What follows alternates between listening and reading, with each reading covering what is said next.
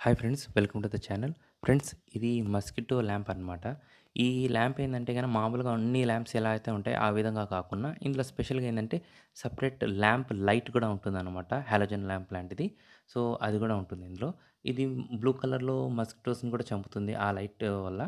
ఇది 2 విధాలుగా యూజ్ చేయొచ్చు. మామూలుగా అయితే మనకు మస్కిటోకి చంపడానికి మట్టుకే ల్యాంప్ ఉంటుందండి. Electric lamp. ఇది నేను పవర్ బ్యాంక్ కనెక్ట్ చేసుకున్నాను. మీరు పవర్ బ్యాంక్ అయినా కనెక్ట్ చేసుకోవచ్చు. లేదంటే పవర్ సాకెట్‌కైనా కనెక్ట్ చేసుకోవచ్చు. ఏ ప్రాబ్లమ్ లేదు.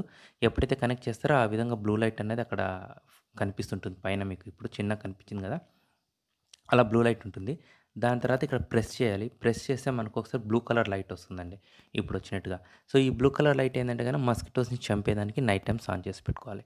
నెక్స్ట్ ఇది యెల్లో కలర్ లైట్ దేనికంటే గనక మనకు నైట్ ఒకవేళ కరెంట్ పోయినా గానీ మామూలు ల్యాంప్ లాగా గూడా దీన్ని యూజ్ చేయొచ్చు.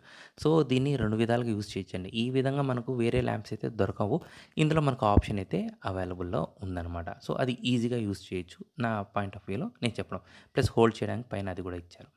బిల్డ్ క్వాలిటీ అయితే బానే ఉందండి. మీరేమి అంటే వరీ కావాల్సిన పని లేదు. బిల్డ్ క్వాలిటీ ప్రకారం అయితే సూపర్‌గానే ఉంది. ఇక్కడ మీరు చూస్తున్నారు గదా!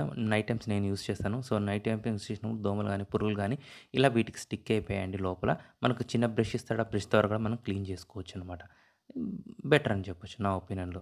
ఇట్లా నైట్ టైమ్స్ మనం ల్యాంప్ లాగా గూడా యూజ్ చేయొచ్చండి. లైట్ ఎంత స్ప్రెడ్ అవుతుంది రూమ్‌లో అంటే ఇప్పుడు మీకు కనిపిస్తుంది బ్యాక్‌గ్రౌండ్‌లో కూడా. సో, ఇప్పుడు మీరు చూస్తున్నారు ఇక్కడ కూడా ఈ విధంగా స్ప్రెడ్ అవుతుందండి. బానే స్ప్రెడ్ అవుతుంది. ఒక రూమ్ అయితే చిన్న రూమ్‌కైతే బానే స్ప్రెడ్ అవుతుంది. దీని లింక్ అయితే డిస్క్రిప్షన్‌లో ప్రొవైడ్ చేశానండి. సో, పర్చేస్ చేయాలంటే గనక వెళ్లి ఒకసారి చెక్‌ఔట్ చేయండి. మీకేదైనా డౌట్ ఉంటే కామెంట్